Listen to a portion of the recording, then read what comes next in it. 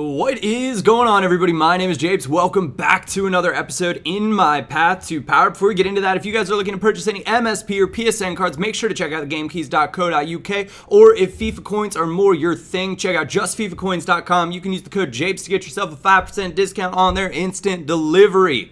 And we're heading on into the Cup Final, and this is a long overdue episode. This is the Cup Final from the...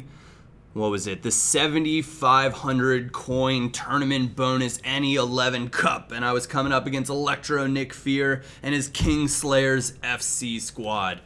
And I saw the 4-1-2-1-2. I thought, all right, he's probably going to be pretty good, or the 4-3-1-2. It's very similar. And then I saw Ronaldo and Suarez, and Toni Kroos is an attacking midfielder. I'm going to touch on this briefly.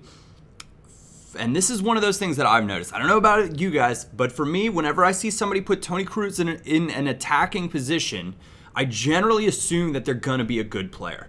Because they're not going to rely just on Tony's pace, but it's RVP skipping forward, barely gets away from it with Struman right there. Nice little bit of work from Quincy Promes, finds it to RVP across for a little bit of sweat, but it's not sweat, it's a smart pass, and it's something that we love to get here in the path to power. It's not something that I've talked about as much this year, but I've been playing loads of 11v11 clubs recently, or starting to get really into it, and scoring a goal just like that, it's kind of one of those things where it's a team goal. I know it's different in Ultimate Team because you create tons of chances. He does make a sub though after the half. It is a turbo on for Isco, and it's Quincy Promes running through again. The sprint dribble skips inside of Sergio Ramos, 2-0. 46th minute, and I was feeling pretty good about things. I got, all right, my 2-goal lead, things are going to be looking up, and we're going to be on our way to that 7,500 coins in a free gold pack. But what I was saying before is I have no issue passing it across. This is a term. I was talking with a guy that I actually play League of Legends with, and he was like, what the heck? Oh, hold on, time out.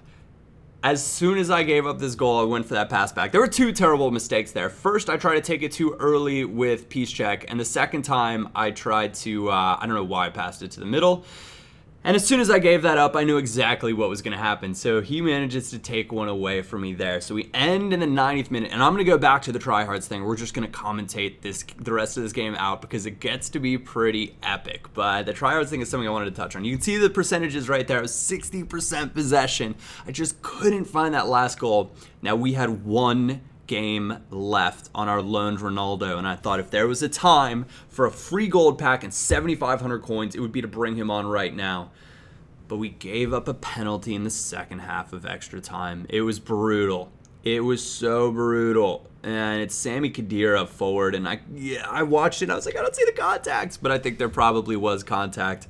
And he steps forward, Luis Suarez, and I thought, all right, we'll give him the old El Toro point to the side, and maybe he'll go that way. He went down the middle.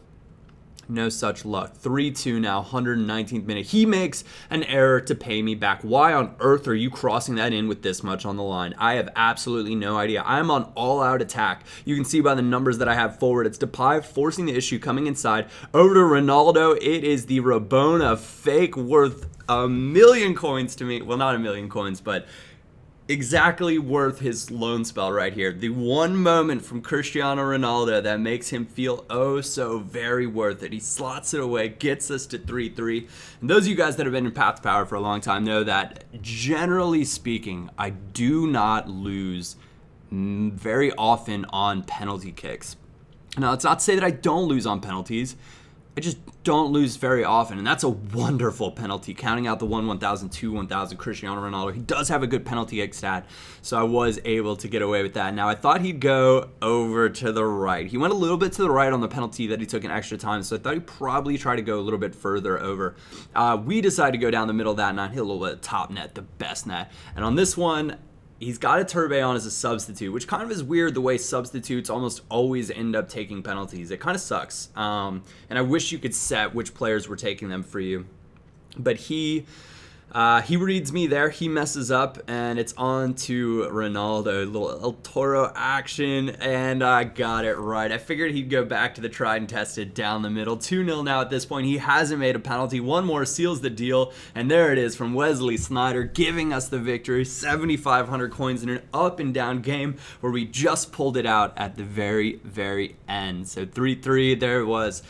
But we do win on penalties. I think it ended up being 3-0, which is a great line as far as penalties go. And there were a couple chances, a couple more saves. But I'm thrilled to take those extra coins. Now, the problem when I win coins like that in a tournament for 4 games is I'm going to want to go out and buy a pack.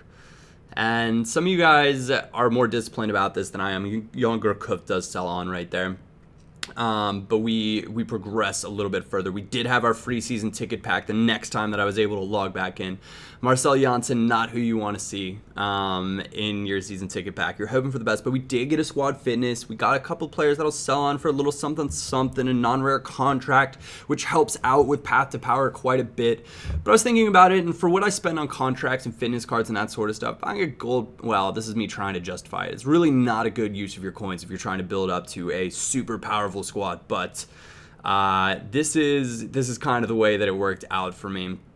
And you can see we had some more players sell on right there. Relist everything else up there. I'm saving the Vanderbilt for when mine gets out of contract or out of fitness, and I can basically switch them out. Same thing with that Van Dijk. But I went out and I bought another pack with the 7,500 coins. But I landed Patrice Evra, which he actually goes for a little bit, and 1,000 coins on top of a good chemistry style, which I call Sniper, and a few other contracts. So I actually think I can't, well, I don't know what Evra sells for now. He used to sell for about 7,000 coins, but that was a long time ago. So I'm going to have only lost, though, a few thousand coins, I'd say. And it refreshes my manager's contract. Not that that's a huge deal, but we did get him as a duplicate. And I almost went back in and I thought, all right, that pack was the one for winning the tournament.